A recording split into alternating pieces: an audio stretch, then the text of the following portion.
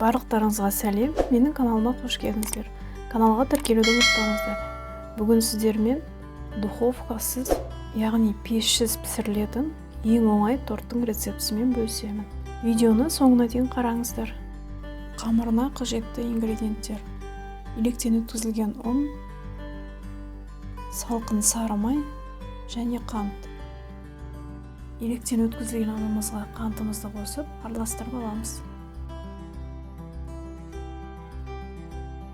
Салқын сары майымызды ұнға ұнатып алып, үккіштен өткіземіз.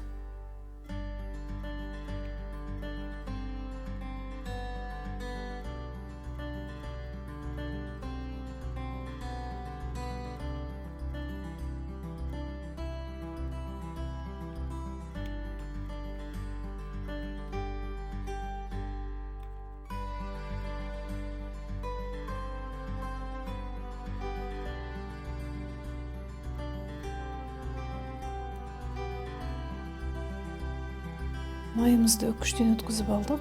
Енді қолымызбен ұнтақтаймыз.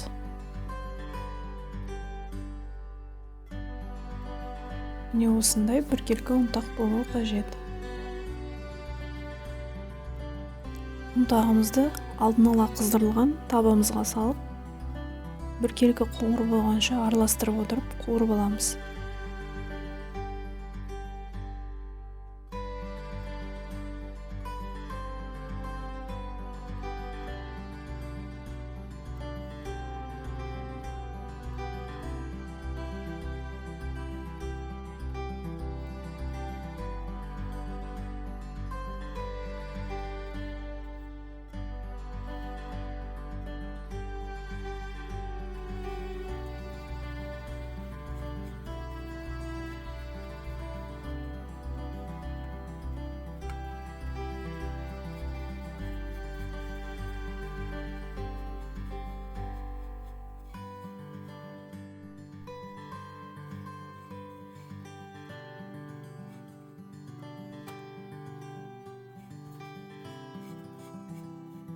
Ұнтағымызды біркелкі алып қуырып алдық.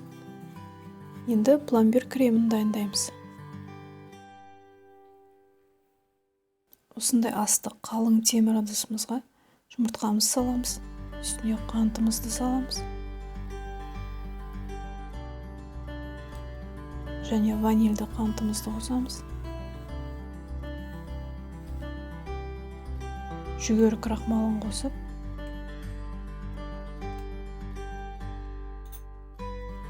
венчикпен біркелкі масса бойынша араластырамыз.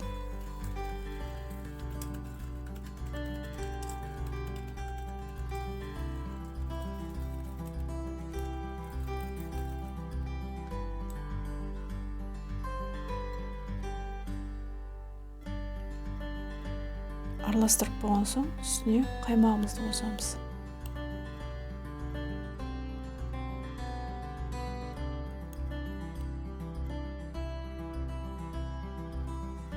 Тағы да біркелкі масса бойынша араластырамыз.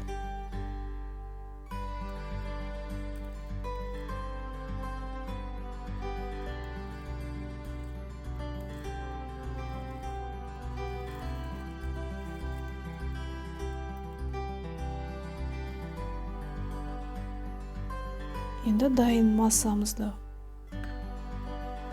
пешімізге қойып, қоюланғанша араластырып тұрамыз.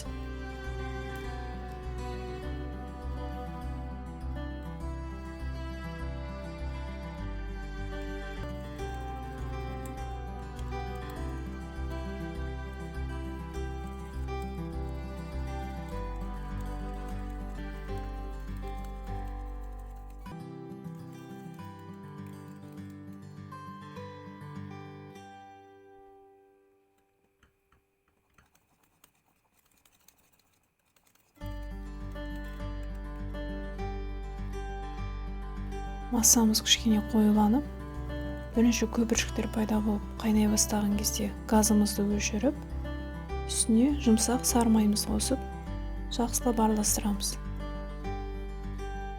Осымен креміміз дайын.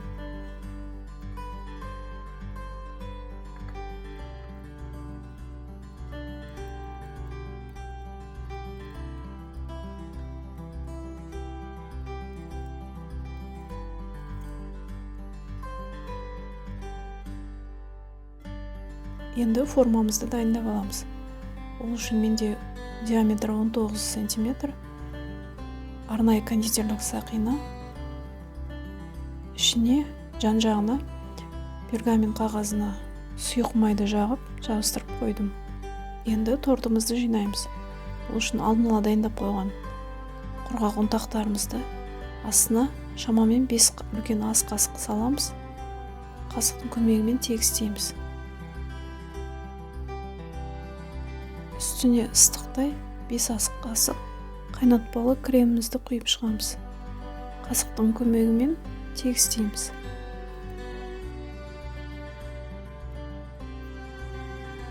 Осылай кезекпен кезек қамырымызды менде 4 бөлік болды.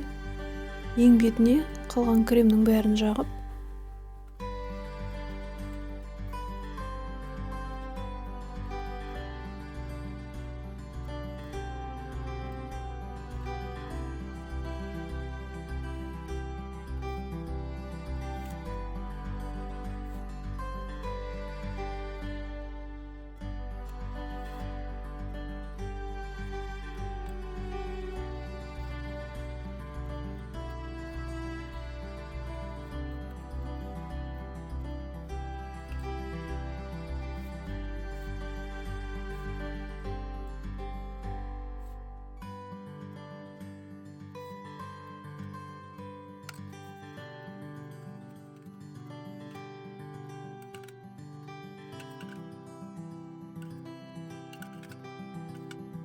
тортымызды жинап болдық. Енді бетіне кокос ұнтағын сеуіп шығамыз. Дайын тортымызды тоңазытқышқа кемінде 6-7 сағатқа қойып қоямыз. Тортымыз тоңазытқышта 8 сағаттай тұрды. Енді формасынан босатамыз.